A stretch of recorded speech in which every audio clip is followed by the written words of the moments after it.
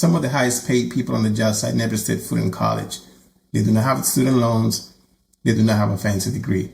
They have a skill. They have a license. They have experience.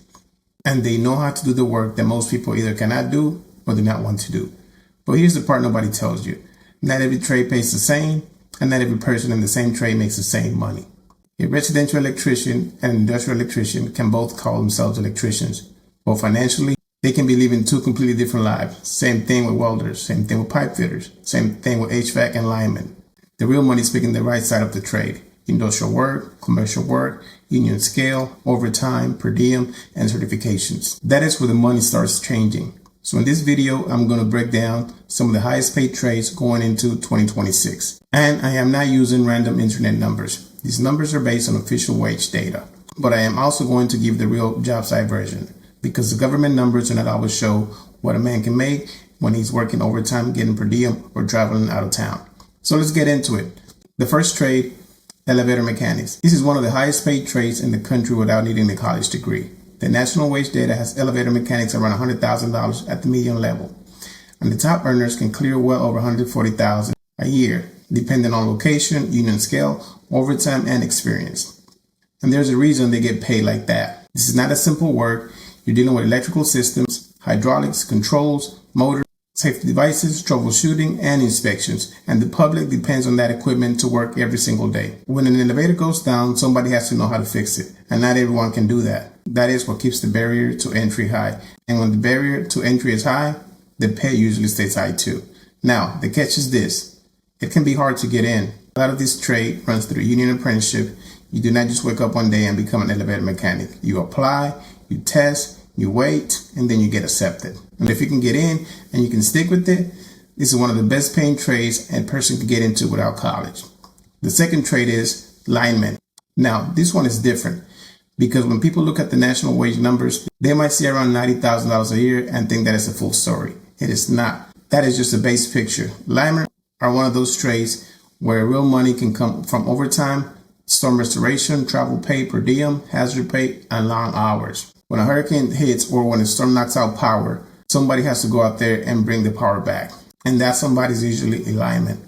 That is where the checks can get serious. You can have 12-hour shift and even 16-hour shift. Back-to-back days, bad weather, muddy roads, broken poles, down lines, people waiting for power. And everybody wants to fix right now. That kind of work pays because it's dangerous. It pays because it is uncomfortable. It pays because it takes skills. And it pays because the work simply cannot wait. Now, I do not want to make it sound easy. This is not easy money. You are working around electricity. You are away from home. You are dealing with storms, heat, cold, wind, rain on long days and hours.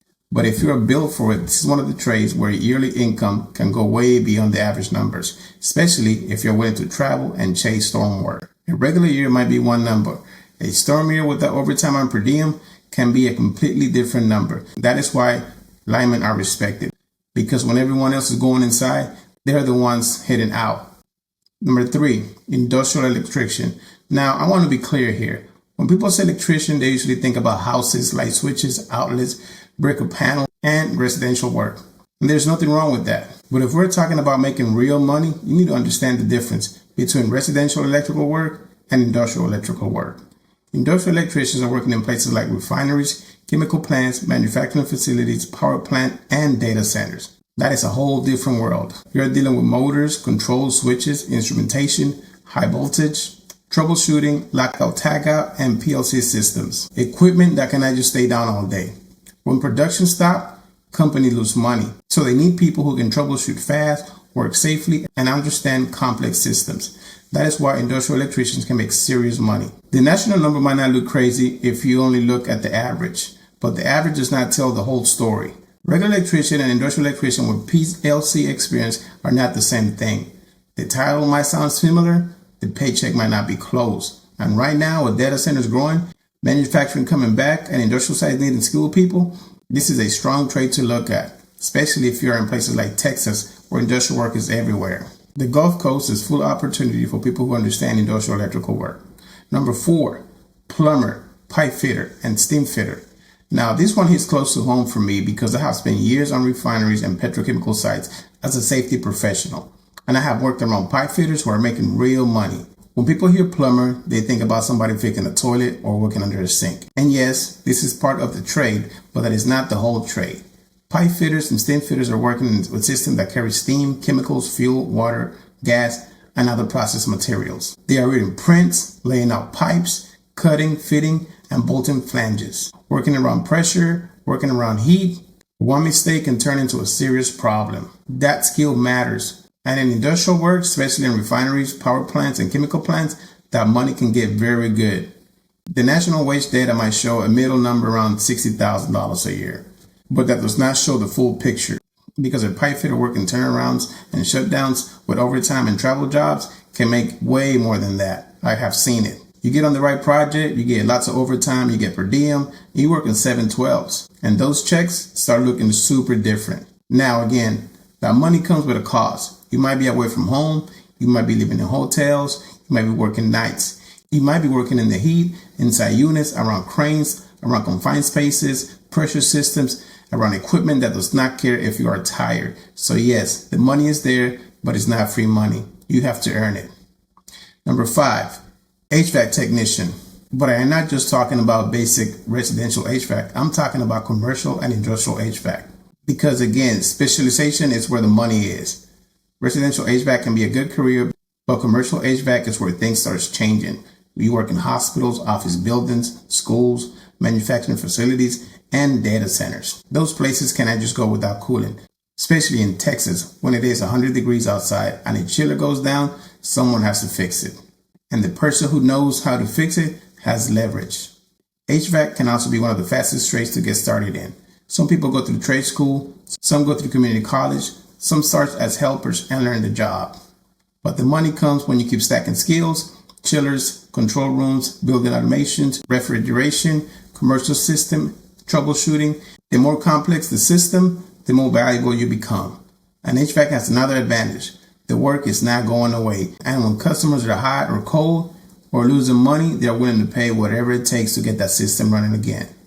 So if you're looking for a trade with a practical path and steady demand and business potential later, HVAC is a strong one.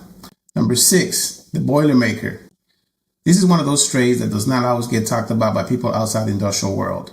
But inside refineries and power plants and heavy industrial sites, Boilermakers are respected.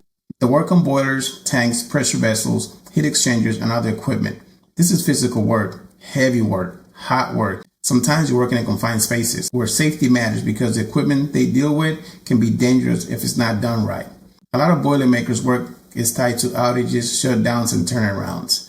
And that is where the money can stack up. Union wages with overtime, with travel pay, per diem, on long shift, that's a lot of money. If you're willing to go where the work is, this trade can pay well. But I'm going to be honest, this is not a soft trade. You're not sitting air conditioning all day. You're climbing, lifting, grinding, bolting, working in tight spaces, working in the heat, working in the cold, working around serious equipment. So when people talk about the money, they also need to talk about the wear and tear on your body, because the money is real, but so is the cost on your body. Now let me pause right there and say something important. Do not get caught up only looking at the average wage. This is where a lot of people get confused. National wage numbers are useful, but they do not tell the whole story. Because in the trades, your real income depends on several things: where you live, whether you are union or non-union, how much overtime you work, whether you travel, whether you get per diem, you work in storms, shutdowns, and whether you work in industrial, commercial, or residential. And you have to keep building your skill set. That is why two people can have the same trade and make completely different money. One electrician might make $55,000 a year. Another electrician might make $130,000 a year. One pipe fitter might work local 40 hours a week. Another pipe fitter might travel, work 7/12s, collect per diem, and make over $100,000 a year. One lineman might work regular maintenance. Another lineman might chase storm restoration and have a year that looks completely different. Same trade, different path, different paychecks. That is the part most people leave out. And this is why I always tell people, do not just ask what trade pays the most. Ask a better question. What side of the trade pays the most? Because the truth is, the trades can pay well, but they do not pay everybody well automatically. You still have to be strategic. If you want to maximize your income, this is the formula. Pick a trade with demand, learn the skill the right way, get into apprenticeship if you can, go a union if it makes sense in your area, move toward industrial or commercial work, and stack up certifications.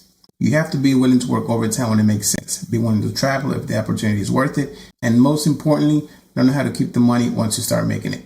Because making $100,000 does not mean anything if you're still broke every Friday.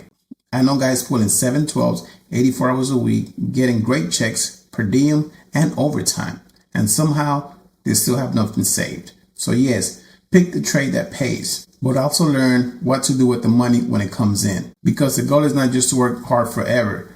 The goal is to use the trade to build a better life. So if I had to summarize this whole video, I would say this. The highest paid trades are not just about titles.